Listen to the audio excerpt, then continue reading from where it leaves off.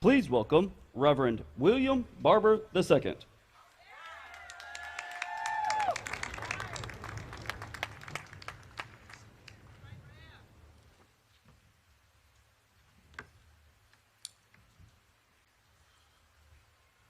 Been asked to lift an invocation today.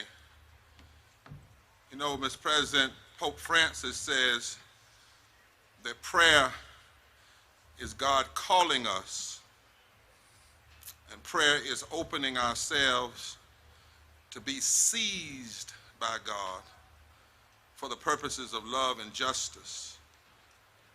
Rabbi Heschel, when he came here to be with others, said he came to Selma to put legs on his prayers.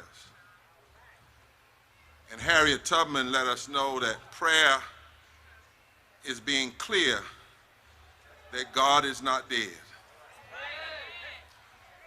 Would you all pray with me today? And just say with me, gracious God, in this moment of history, seize us, grab us, call us, that we might be used in the work of justice, in the work of righteousness. Seize us with your power. Help us to stand until voting rights are fully protected, until the Voting Rights Act is fully restored, until living wages are a reality. Seize us. And oh God, in this moment of history, let us not only remember how others walked and how others stood and how others fought, but let us stand. Empower us, oh God, to put legs on our prayers, the legs of love, the legs of truth, the legs of justice, the legs of righteousness. Enable us to stand and to stand for what's right. And then, oh God, in the midst of everything that's going on, no matter what happens, remind us by your Spirit that you're not dead, but you're yet alive. And because you're yet alive, justice is possible. Because you're yet alive, equality is possible. Because you're yet alive, our work is not over.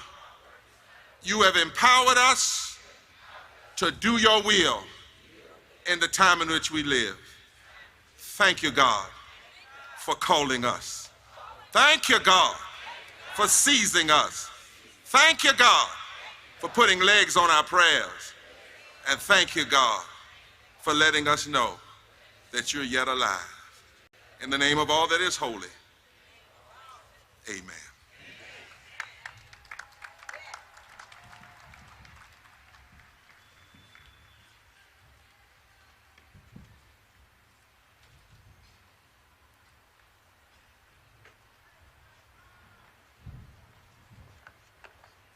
Please welcome Mayor James Perkins, Jr.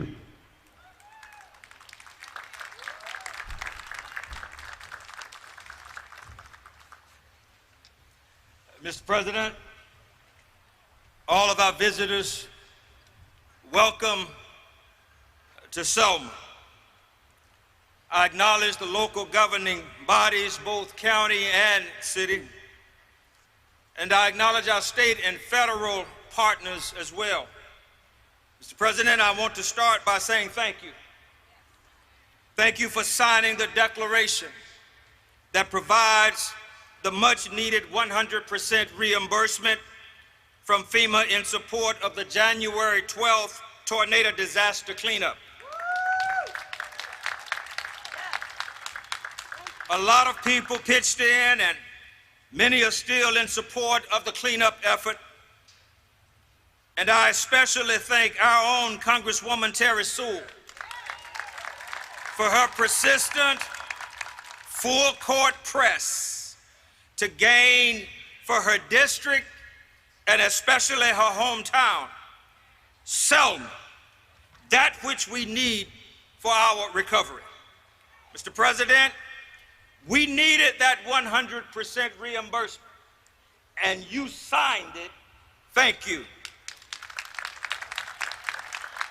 Selmians, Lord Selma, be assured that President Biden and I have discussed Selma.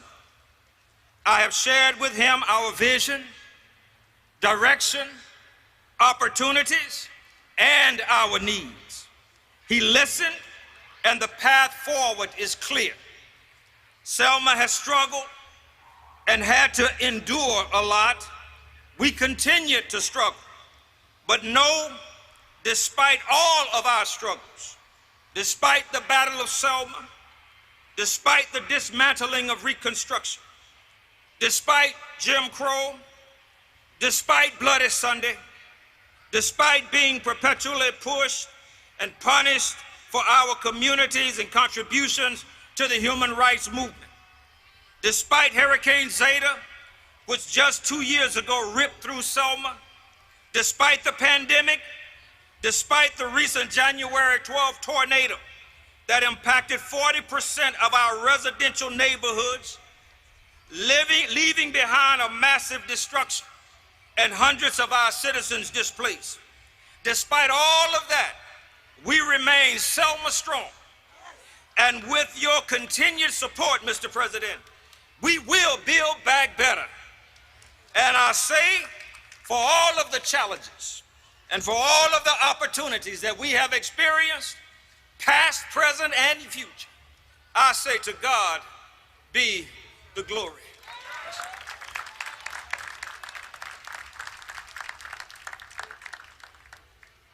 Please welcome Faya Rose Torre.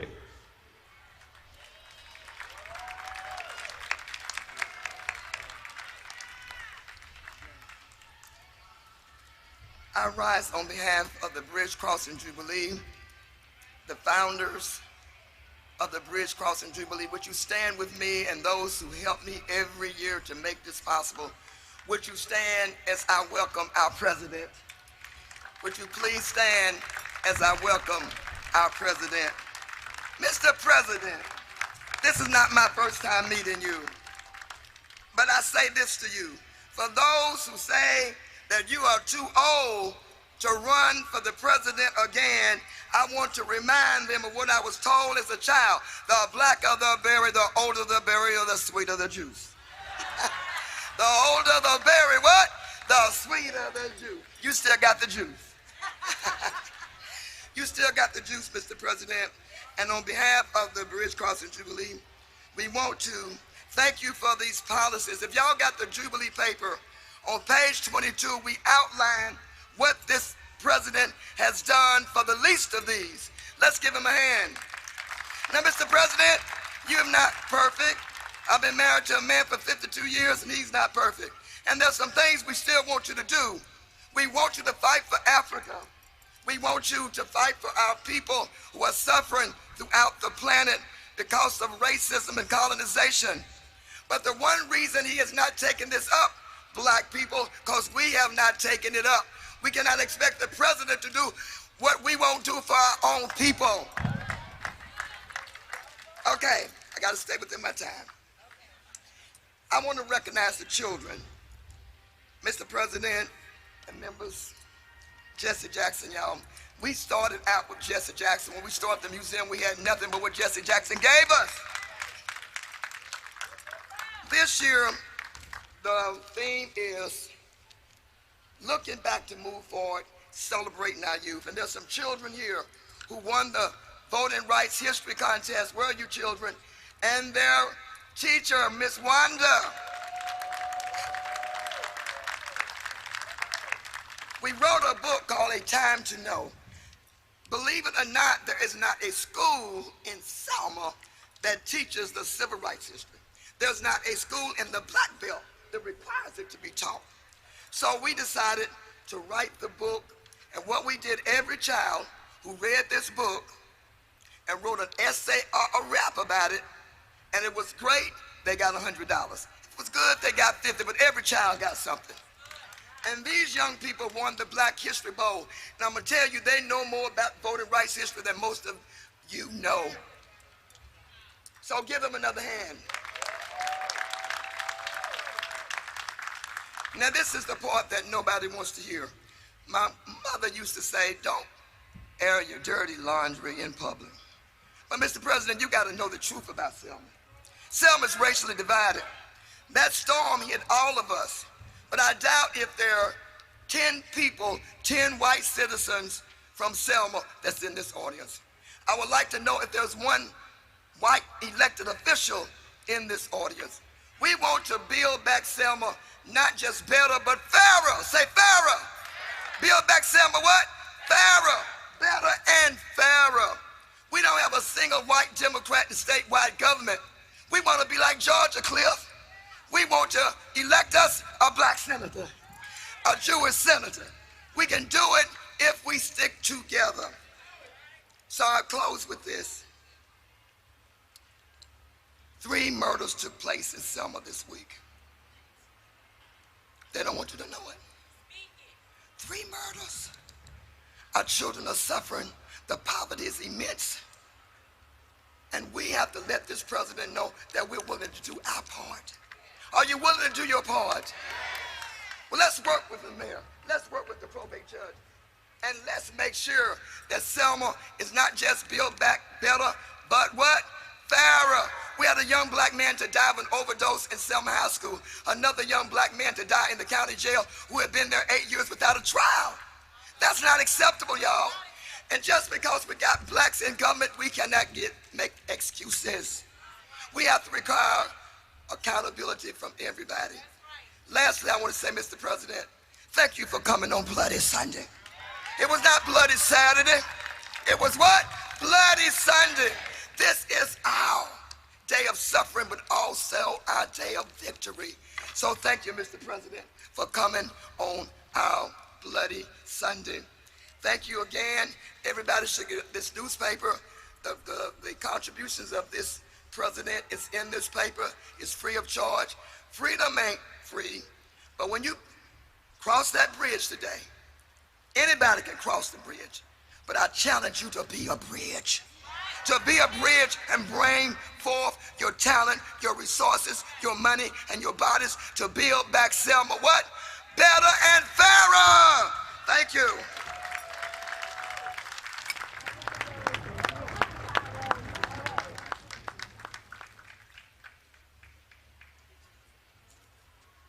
Please welcome Dr. James Mitchell.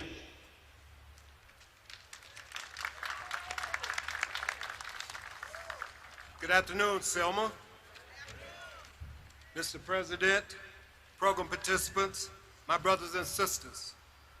Thank you for allowing me to be here today on such a historic and sacred occasion. On behalf of the Selma to Montgomery 50th Community 50 Foundation, I would like to say welcome back to President Biden. The foundation was established to sustain the continued growth and vitality of the annual Bridge Crossing Jubilee. I would also like to thank Senator Hank Sanders and Fire Rose for that, because without them, this event would not take place. Thank them for their determination and their commitment.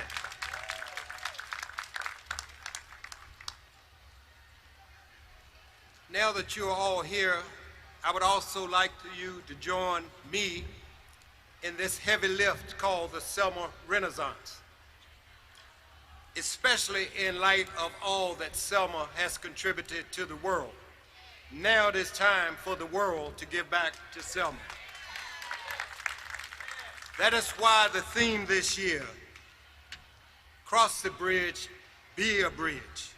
And finally, as we start on this Selma Renaissance journey, I'm reminded of a quote by Dr. King. And I quote, "If you can't fly, then walk. If you can't walk, then run. If you can't run, then crawl. But whatever you do, keep moving forward. Selma we must continue to move forward united. Thank you, and power to the people.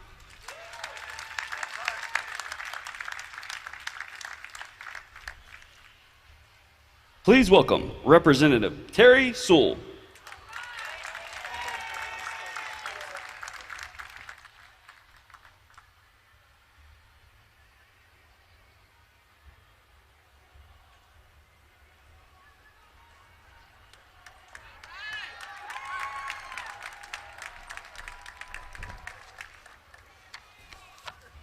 Good afternoon, Selma. I'm Congresswoman Terry Sewell, and I proudly represent Alabama's 7th Congressional District, which includes the historic cities of Birmingham, Tuscaloosa, Montgomery, and yes, my hometown of Selma, Alabama. What a glorious day it is to welcome President Biden to our district, to our state. Mr. President, thank you for returning to Selma one more time. I want to extend a special thank you to the Bridge Crossing Jubilee founders for their commitment to the continued success of this pilgrimage. Thank you, Senator Sanders, and thank you, Fire Rose. They deserve a round of applause. Year after year, because of your unwavering dedication to preserving and protecting our history, we gather here at the foot of the bridge. This is our 58th anniversary of Bloody Sunday. It is even more special to me this year that you are all gathered here because of the storms that ravished my city, my hometown of Selma, and our state on January 12th.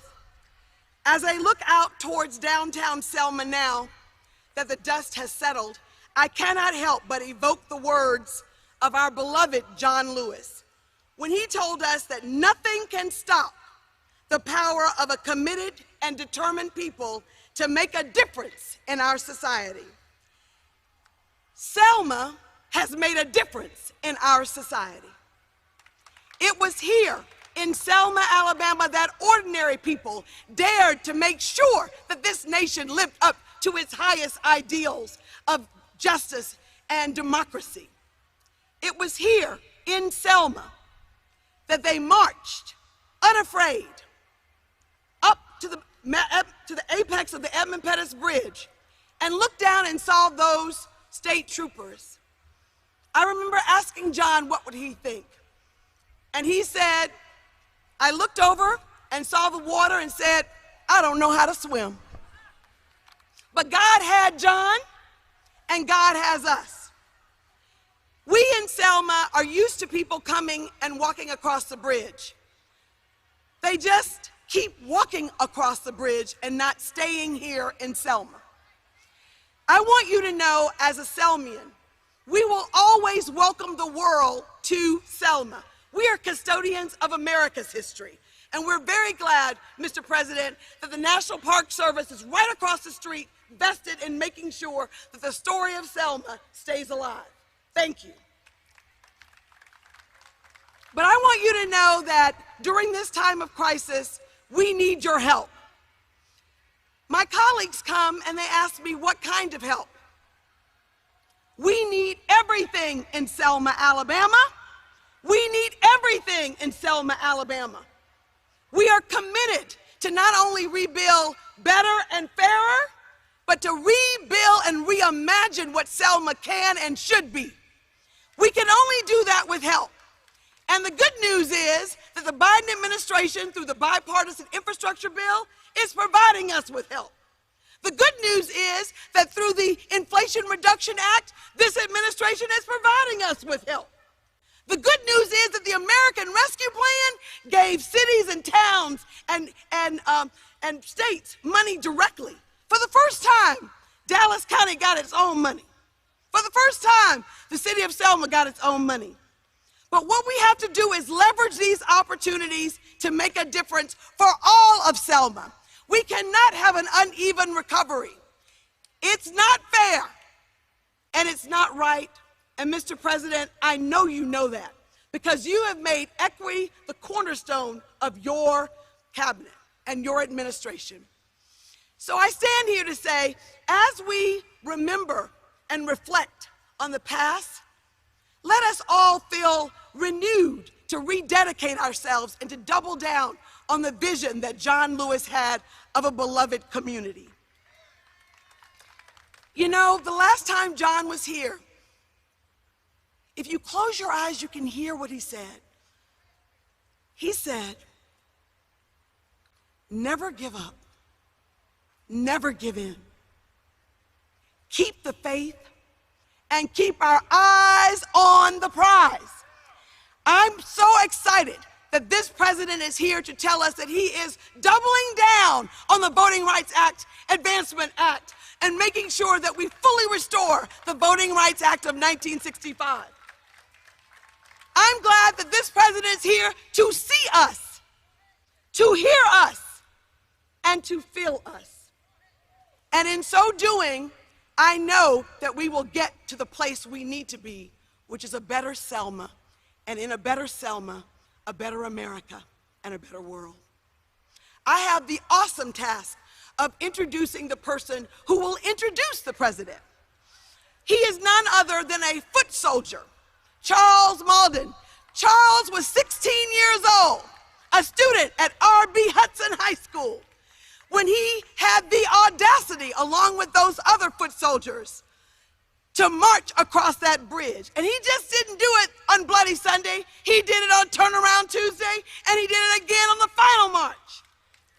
The courage that he must have had at 17 years old to do such a thing, to be a leader in the student movement, and to now stand here today in his hometown of Selma, Alabama, to welcome the President of the United States. A real foot soldier, an authentic foot soldier, Charles Malden.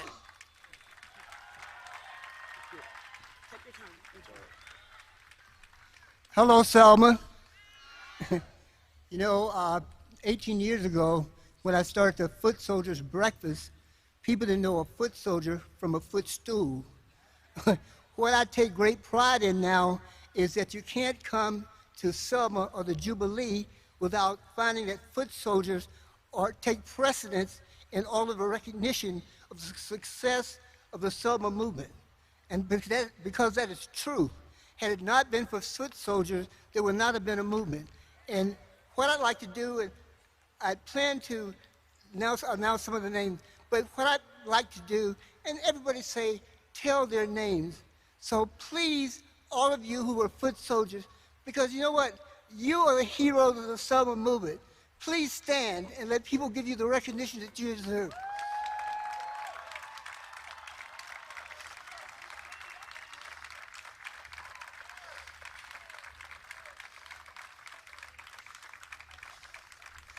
What I learned, where there's common determination, there's common power. And what happened in Selma is that people took the initiative to take control of their lives despite the trepidation, despite the fear, despite the possibility of loss. We became heroes when we lost our fear. Jimmy Lee Jackson did that in Marion. Bernard Lafayette, would you stand, Bernard? Now you're talking about a foot soldier who's a hero. I've known Bernard for 60 years, I'm sorry, Bernard, and there's no person I admire most, and there's no person that I've been more influenced than Dr. Reverend Bernard Lafayette. When he came to Selma, the story was that Selma was too, the people in Selma, the black folks were too scared, and the white folks were too mean to get anything done. Despite that, he showed up anyway, and he helped to change a city. I'm not going to go through the litany of, I went through Bloody Sunday and Turnaround Tuesday and the March of Montgomery, and those are exciting things to talk about. And I wish I had time to discuss those things, but I'm going to tell you one short story. See this building right over here? On March 7th, 1965, when we came to the foot of the bridge, there was a group of whites in that building playing Bye Bye Blackbird. You know, I knew I knew what that song meant, but I didn't know what it portended until we reached the crest of the bill. When we reached the crest of the bridge, we found out that there was a phalanx of state troopers and deputized Ku Klux Klanners waiting for us on the other side. Foot soldiers like Charles Bonner and Betty Fikes and Evelyn Mann and many others braved those type of people and brought about the civil rights movement. Joe Smitherman, I can't ignore him. Richard Smiley, he's out there somewhere. These were people who were braver than me, you know, and everybody turned into being a leader. And so, although I was in the front of the line, I don't claim to have led anybody anywhere because the whole line was going forward. The whole American city, black folks were going forward. What happens in a movement that if you're on the right cue, then everybody will follow you. I didn't have to lead anybody anywhere. People like Joe Silverman led. I could go through names, but I'm not going to do that. But I'll just sort of end by saying, Mr. President, welcome to Selma. I don't want to tout all the great things you've already done, but I'm very aware of those. And I know you'll do greater things. And what I'd like to do is, I'd like to hear more, and I'm quite sure our Congresswoman is going to tell us about that, what the President is going to do, hopefully in some type of package like a economic package, to help bring Selma back to its old days. Thank you.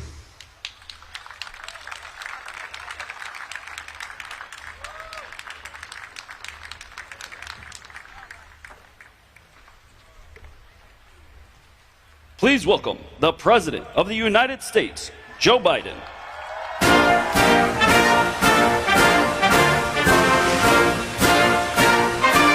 Hello. Please. Oh, you see all those folks out there? Hey, everybody, how are you? Selma's here. Well, before I be, please have a seat if you have one. I once said that, have a seat, have one, and the press said they don't have seats. He's so stupid he didn't know that. Those folks might not have them back there, but you all do here. Folks, look, there's a lot to say. I'm going to try not to say very much in terms of length of time, but I want to say a few things. It was mentioned that we should be working for the people of Africa. For years, I was chairman of the African Affairs Subcommittee of the United States Senate. And we've invested, my wife just got back from Zambia and Namibia.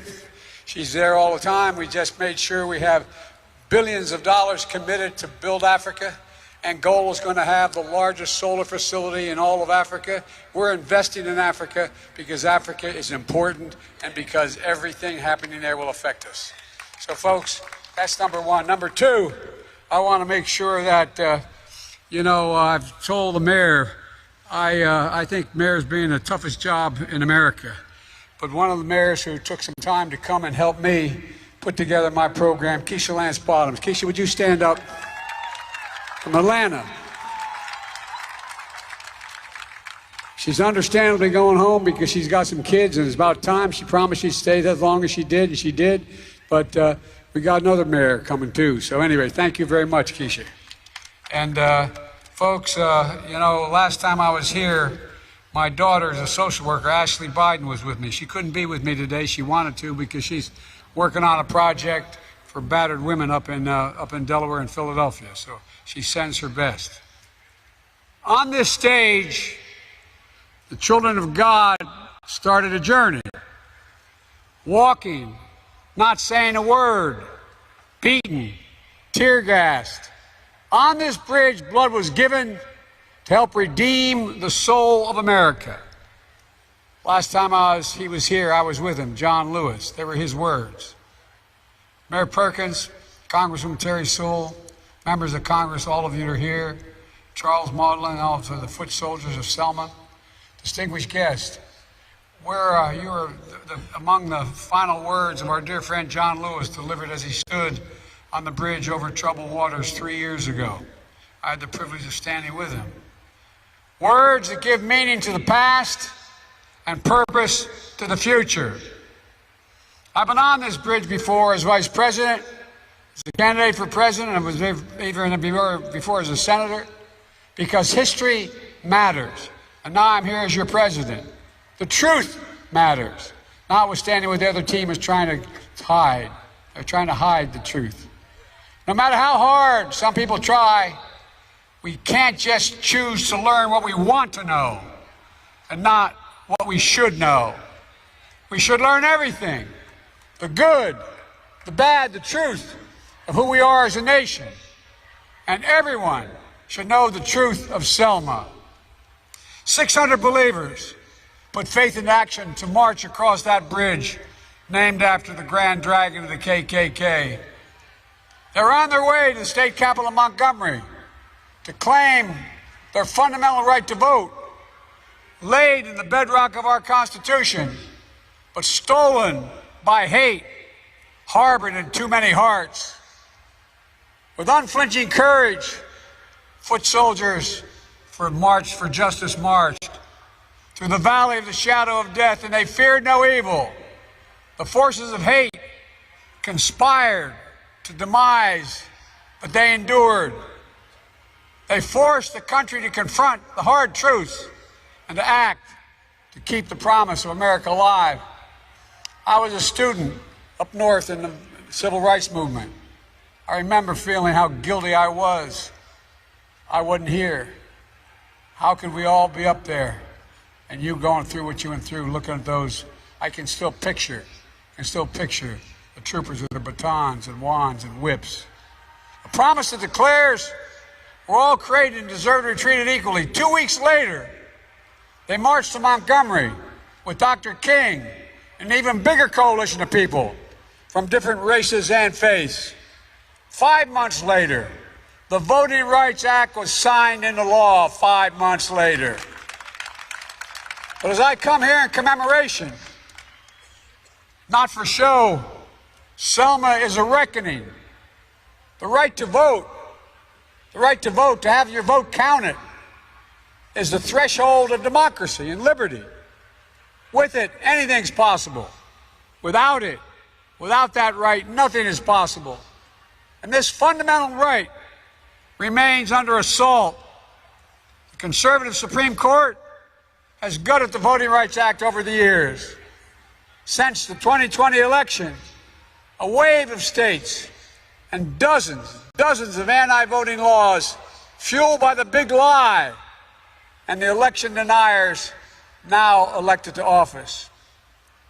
The new law here in Alabama, among other things, enacted a new congressional map that discriminated against black voters by failing to include what should have been a new predominantly black district. That case, as you all know better than I, is in front of the U.S. Supreme Court. And my U.S. Department of Justice has joined many of you in arguing that the map violates the Voting Rights Act. All of this after a deadly insurrection on January the 6th. We must remain vigilant. In January, I signed the Electoral Count Reform Act to protect the will of the people and the peaceful transfer of power. But we know that we must get the votes in Congress to pass the John Lewis Voting Rights Advancement Act and the Freedom to Vote Act. I made it clear, I will not let a filibuster obstruct the sacred right to vote, the right of any other right to vote from there. And that's why we follow the words that you all have, the words of Dr. King. He said, give us the ballot, we will place judges on the bench who will do justly. Led by Justice Ketanji Brown Jackson and more black women appointed to the federal appellate court than every other president in history has done, we're about to do that. After Senate Republicans blocked the George Floyd Justice and Policing Act last year, I did what was in my power. I signed an executive order requiring all the key elements of the bill applied to federal law enforcement. I couldn't make it to states. Banning chokeholds, greatly restricting no-knock warrants, establishing a database for police misconduct, advancing effective and accountable community policing that builds public trust.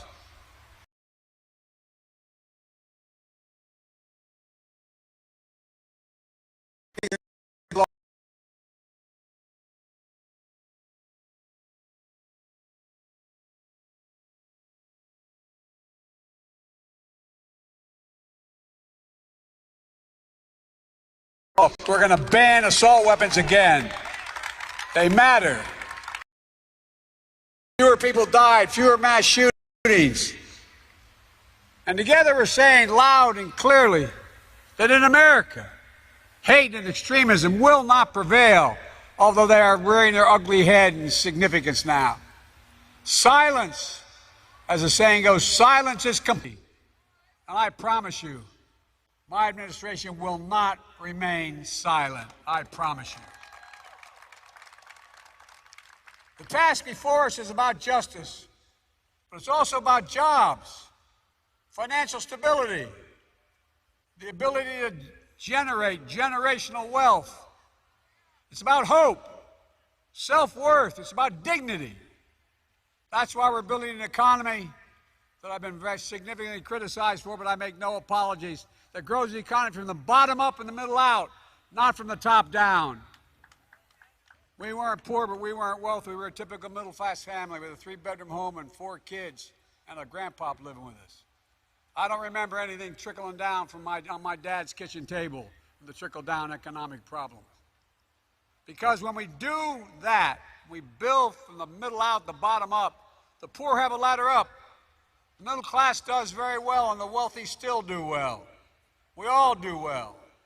But we know there's work to do, especially as you recover from this devastating tornado and the storms that hit in January. That's why, working with Terry and the mayor, I issued a major disaster declaration immediately, committing the federal government to cover 100% of the debris removal. We also are paying for temporary housing, home repairs, supporting local businesses, small businesses, as well as doing in other towns devastated as you have been. To date, we provided $8 million in recovery, and we're just getting started the rebuilding effort. And we're here, we'll be here as long as it takes. The first major bill we passed without a single vote from the other team was the American Rescue Plan when I was sworn in. That has provided $60 million to Selma and Dallas County directly. One of the things, having been a county official for 2 years, I learned a long time ago, I didn't like anything that went through the state legislature. No, I'm not joking. Good people, but they all want a piece of it. If it's supposed to come to my county, it better damn well come to my county directly. So this is going directly to your county, directly to your city, to keep teachers, nurses, police officers, firefighters on the job. Selma's also benefited from the bipartisan infrastructure law, which is a multi-billion-dollar commitment to rebuild this country. How can we be the leading economy in the world if we don't have the best roads, ports, and so on? How can we be that? Well, guess what? It's the largest investment in infrastructure since Eisenhower's interstate highway system. Here in Selma, we're funding major water projects, removing over 800 poisonous lead pipe service lines that are over 100 years old, because every child should be able to turn on a faucet and drink clean water without fear of getting sick. And it's going to deliver affordable high-speed internet to every single home in this county and this city. And no parent, God forbid another pandemic, is going to have to sit in the McDonald's parking lot to use their internet to be able to have their kids' homework be done. Look, and in the process, these kinds of investments are going to create good-paying jobs. Most of these jobs don't require college degrees. They'll be able to hire here, hire in your community. And by the way, the unemployment rate for African Americans under my administration is the second lowest it's ever been in all of American history. And we're going to continue to make sure that happens. And by the way, I'm the only president I've learned that had permanent offices in the White House for the Divine Nine in the HBCUs. I figured it out, man. I figured it out. Now I know that the vice president thinks that Howard's the best. Delaware State University, where I come from. But all kidding aside, we've contributed billions of dollars to put HBCUs in the position because they don't have, I mean it seriously, billions of dollars. They don't have the kind of trust funds that the major schools have. So guess what? It leaves out an awful lot of qualified African Americans at HBCUs from learning how to deal with cybersecurity, learn how to deal with all the stuff of the future. Guess what? Right now they have that, and I'm able, as a president of the United States, to award these contracts directly there because they have the lab. I'm serious. It's a big deal. There's a lot more we're doing for Selma and cities like it all across America. When I passed the Inflation Reduction Act, which again, the other team didn't participate at all, which allows Medicare to negotiate drug prices for the first time. Do you realize in America, we pay more for prescription drugs than any nation in the world? Hear me? More. And I've been fighting this for the last 25 years, but guess what? We finally beat Big Pharma. So now, oh man, you have no idea how good I felt about that one. Because what's happened? What happened is, now Medicare can say, we are not going to pay you more than $35 instead of $400 for that insulin that you need. And guess what that means?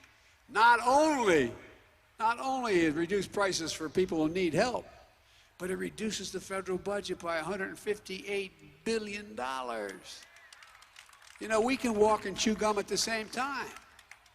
In addition to that, when we reduce the cost of insulin for seniors on Medicare, we got a commitment initially, I proposed, that we reduce for anybody needing that insulin. Well, guess what?